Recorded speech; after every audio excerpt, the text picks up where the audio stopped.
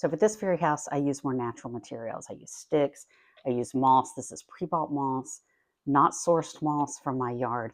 I have spinach moss in my yard, and I'm probably going to do that at some point, but there's different procedures on how to clean that so you're not inviting all those little critters that live in the moss into your home while you're working on these. So for full supplies and how-tos, check out my other YouTube video.